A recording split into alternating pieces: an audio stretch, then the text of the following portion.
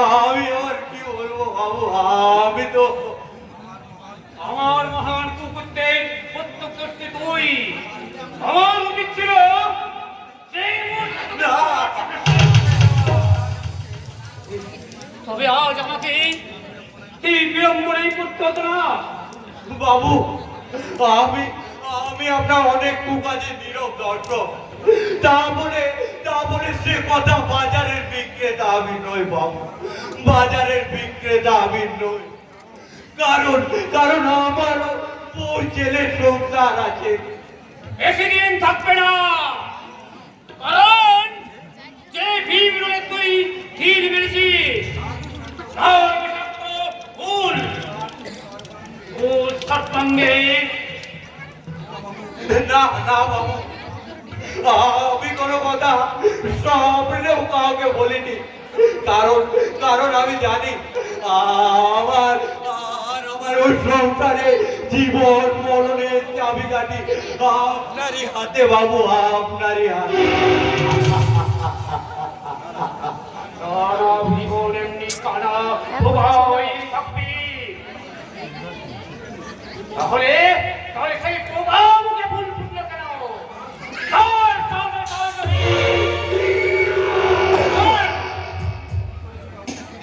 কি করেছি বাবু? কেন কেন আপনি আমার মৃত্যু ভয় দেখাচ্ছেন? কারণ ওর প্রবাহ মুখে ফুল ফুটেছে ওই সূর্যের কাছে, তাই সে মানব থেকে অতি মানবে পরিণত হয়েছে। না, এ তোমার ভুল ধারণা। সূর্যের মুখে অসংলগ্ন কথা শুনে ঈশানের কোনো দোষ নেই। হঠাৎ তোমার এরকম মনে হলো কেন বাবা? কারণ বারবার সূর্য পিটাইছে ছিলাম ছেলে, তার শরীরে বইছে উষ্ণ রক্ত, যার ফলে তার মস্তিষ্ক খুব গরম হবে। তাই ওর মুখে সূর্যের কথা শুনে এতক্ষণে সে হয়তো ফেটে পড়তো। আপনি আপনি ঠিকই বলেছেন গিন্নিমা।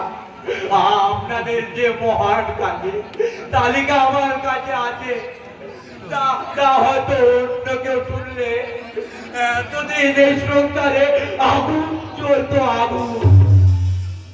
এই আগুন তুই নিজে তোর সংসারকে ধ্বংস করতে না চাইলে সারা জীবন এমনি কালা বোমা হয়ে থাকবি। তাই তো আছি বাবু।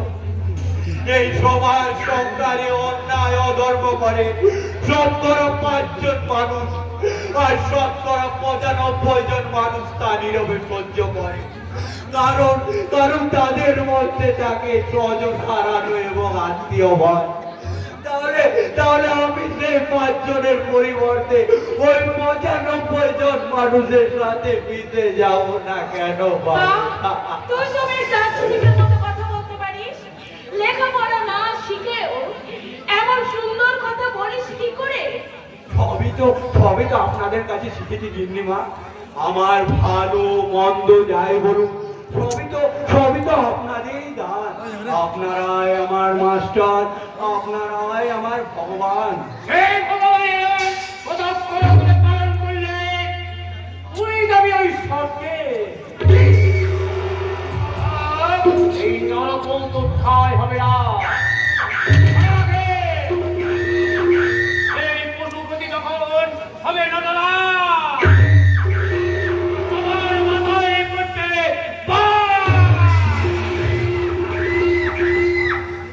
তা আমি জানি বাবু, সেই কারণেই তো আপনাদের হাজারো অন্যায়ের পাপ।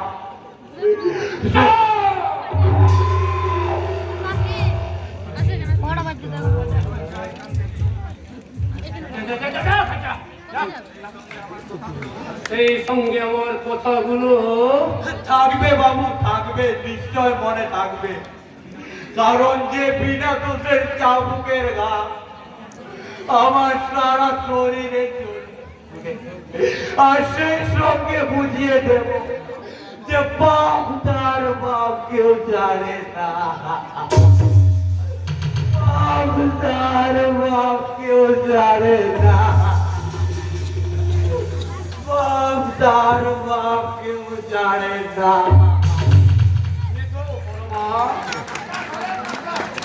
নিশান বিড় করে কি বলে গেল? না, শোনার কোনো প্রয়োজন নেই। কারণ তুমি অন্যায় আর পাপের মগডালে চড়ে বসে আছো, আর ও বসে আছে গোড়া আঁকড়ে ধরে। তাই ওর শব্দ কি যে তোমার বিরুদ্ধে ও কথা বলে? আমি জানি বড় মা, কিন্তু শত্রুকে ভাবে, তারা ছোট ভাবে, তারা মূর্খ না, বুদ্ধিমানেরা কোনদিন ভাবে না।